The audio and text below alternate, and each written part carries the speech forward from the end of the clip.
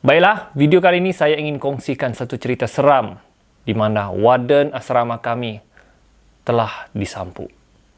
Tunggu selepas ini. Assalamualaikum warahmatullahi wabarakatuh dan salam sejahtera. Selamat datang ke channel Ahli Bosku. Baiklah, channel ini banyak menyediakan video-video yang menarik, jadi jangan lupa untuk subscribe channel saya untuk lebih banyak video lagi. Baiklah, kisah seram kali ini agak berbeza sedikit kerana saya ingin kongsikan satu cerita mengenai warden kami yang telah disampuk. Biasanya pelajar atau penghuni asrama yang dikacau, diganggu oleh hantu. Tapi kali ini warden asrama. Dan cerita ini berlaku ketika saya sekolah menengah tingkatan 4 di sekolah saya. Dan cerita ini sangat mengejutkan sebagai pelajar dan penghuni asrama. Kerana kebiasaannya pelajar yang diganggu. Tapi kali ini warden yang diganggu dan ia sangat menyeramkan. Jarang-jarang berlaku warden asrama yang diganggu. Okey, jadi ayo kita mulakan cerita. Kebiasaan pelajar-pelajar asrama wajib untuk solat maghrib dan solat isyak secara berjamaah ramai-ramai di surau. Di surau sekolah. Dan asrama akan mewajibkan semua penghuni kecuali non-muslim lah. Okey? Yang Islam semua mesti ke surau. Okey? Dan satu kesalahan sekiranya kamu ponteng untuk solat maghrib atau solat isyak di surau. Jadi biasalah di asrama sebelum solat maghrib kita akan makan malam. Makan malam awal lah sebelum maghrib. Kalau di asrama tempat saya dulu 5:30 petang kami sudah pergi ambil makanan. Okey, makan malam. Selepas makan malam secara jemaah kami akan solat maghrib beramai-ramai di surau asrama. Okey. Dan biasanya solat maghrib dan terus sambung solat isyak.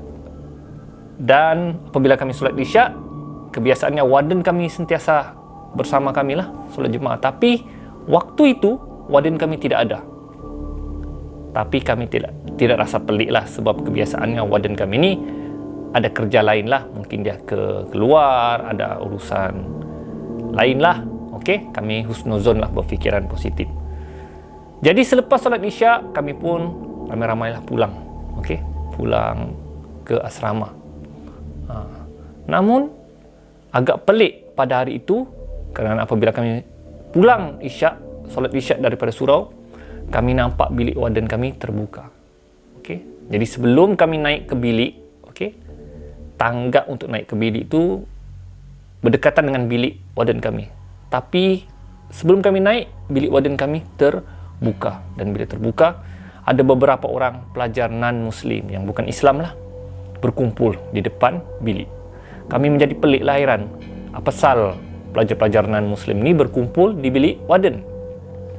Adakah mereka didenda? Kebiasaannya didenda kena tangkap merokok. Itu biasalah. Tak ingat pelik lah. Muka mereka yang non-Muslim ni berkumpul, muka mereka lain. Kami semua penghuni hairan. Apa sal yang non-Muslim ni berkumpul di depan bilik warden kan? Dan muka lain macam, pucat semacam. Persoalan yang timbul di pikiran kami, mungkin mereka kena tangkap merokok. Itu biasalah. Ya, tapi kali ini tidak. Jadi salah seorang daripada kawan saya telah bertanyalah kepada non-Muslim. Bos, apa kes ni? Apa kes? Dia tanyalah. Dan rakan-rakan non-Muslim hanya menggeleng kepala. Dan seperti menghembus napas, mereka macam ada sesuatu yang mengejutkan. Okey. Jadi tanpa buang masa kami pun tengok apa yang berlaku dalam bilik warden. Dan kami terkejut apabila melihat warden kami sedang berselimut baring seperti seorang yang sakit. Pelik lah, tadi siang okey saja warden kami ni. Apa sebab macam sakit ni? Okey. Jadi Kami bertanya, apa kes? Apa yang berlaku? Semua saling memandang. Dan suasana pada masa tersebut menjadi kecoh. Pelajar asrama yang ramai dan semua berkumpul di depan pintu. Jadi selaku pelajar senior, masa itu saya tingkat 4 senior dan ada beberapa pelajar senior yang lain mengarahkan pelajar-pelajar tingkatan 1, 2, 3 untuk naik ke atas. Okey, naik supaya benda tersebut tidak menjadi kecoh. Okey. Pelajar lain yang tidak terlibat sila naik ke atas, naik ke bilik masing-masing, bersiap untuk belajar. Okey, biasalah lepas isyak akan belajar. Jadi semua naik. Jadi hanya ada beberapa pelajar sajalah yang penghuni asrama yang terlibat di bilik warden tersebut, termasuk saya. Okey, jadi kami pun bertanya apa yang berlaku. Tapi warden kami hanya mendiamkan diri, seperti sudah tidak terkata-kata. Jadi salah seorang daripada pelajar non-Muslim menceritakan apa yang telah berlaku. Okey, jadi pelajar non-Muslim itu mewakili warden kami lah. Warden kami sudah tidak berkata apa-apa. Dia menceritakan macam mana ceritanya. Okey, ceritanya apabila warden kami membuat rondaan dari bilik ke bilik untuk mencari pelajar siapa yang tidak solat maghrib. Okey, jadi warden biasalah, dia seorang yang garang, tegas. Dia membawa rotan dan memeriksa dari bilik ke bilik. Satu blok tu saya boleh kirakan lebih kurang ada 10 bilik. Okey, satu blok, satu barisan. Okey, jadi warden kami pun tolak pintu. Dia tengok ada pelajar non-Muslim dan bertanya, ada yang tidak solat maghrib? Dengan tegas. Yang pelajar non-Muslim begitu, tiada tuan. Okay. Kemudian dia ke bilik sebelah lagi, cek sekali lagi, cek bawah katil. Warden tegas sentiasa cek di beranda sebelah, takut mereka bersembunyi, cek dalam almari dengan tegas. Okay, jadi warden kebiasaannya dia akan cek dari bilik ke bilik hinggalah dia sampai ke 2 bilik di hujung. Jadi 2 bilik di ujung ni kebanyakannya Muslim lah. Jadi bila Muslim, bilik tersebut gelap dan tidak ada orang. Kesemuanya solat maghrib. Jadi warden saya ni dia agak tegas seperti askar. Okey. Jadi dia masuk bilik, dia bukan buka pintu tu, tapi dia tendang pintu tu. Puh, dia tendang. Tap. Woi. Tidak ada orang. Okey. Dia cek buka katil. Okey, bagus. Dia cakap bagus bilik. Dia ke bilik sebelah dan berbuat perbuatan yang sama. Dia tendang, bom. Siapa tidak solat? Cek tidak ada. Hinggalah dia ke satu bilik. Bilik tersebut saya ingat kedua hujung. Okey? Kedua hujung. Dia buat sama juga. Dia tendang pintu. Bom. Tiba-tiba dia nampak satu orang tengah duduk di hujung katil. Dan orang tersebut tidak memandang warden, dia hanya memandang tingkap. Kira dia macam membelakang lah. Warden macam marah lah. Alamak, ada pula pelajar yang duduk tidak pergi solat maghrib. Dia teriak, "Hoi! Kenapa tidak solat maghrib?" Tapi sosok badan tersebut tidak menjawab. Dia hanya duduk, mendiamkan diri, hanya pandang di luar tingkap. Warden saya cakap, ini mencabar kewibawaannya sebagai seorang warden. Dia tegur sekali lagi, "Woi, kenapa tidak solat maghrib?" Sekali lagi sosok badan tersebut hanya mendiamkan diri. Kemudian warden saja, pap, dia rotan pintu. "Kau jangan kurang ajar," dia cakap. "Kenapa nak solat maghrib? Sebelum aku rotan ni sampai ke kepala kamu." Apa yang berlaku? Sosok badan tersebut menoleh. Dan apabila dia menoleh, kepala dia menoleh bukan 180 darjah, tapi 360 darjah. Warden saya apabila melihat kepala dia berpusing sampai ke belakang, warden saya tercengang. Astaghfirullahalazim. Warden saya mundur perlahan-lahan, kemudian dia tutup sebelah pintu tu. Dan kemudian dia terus jalan balik ke bilik warden. Dan apabila dia melihat, anak mata dia melihat sosok badan tersebut masih lagi, kepala dia masih menoleh ke belakang. Ya Allah, apabila kami mendengar cerita tersebut, bulu roma kami semua berdiri, bulu roma tengkuk berdiri, dan kami semua saling pandang memandang. Warden kami tersebut tanpa buang masa, dia panggil semua pelajar muslim untuk ikut ke bilik dia.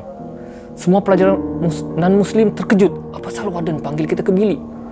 Dan sampai ke bilik, dia bergegar dan menceritakan hal tersebut kepada pelajar non-muslim. Dan selepas dia menceritakan, disitulah dia mula demam dan tidak berkata apa-apa. Setelah kami mendengar cerita tersebut, Allahu Akbar, jantung kami semua dub-dab, dub-dab, dub-dab, dub-dab. Jadi adakah cerita ini kami perlu ceritakan kepada penghuni lain, terutama penghuni di bilik tersebut?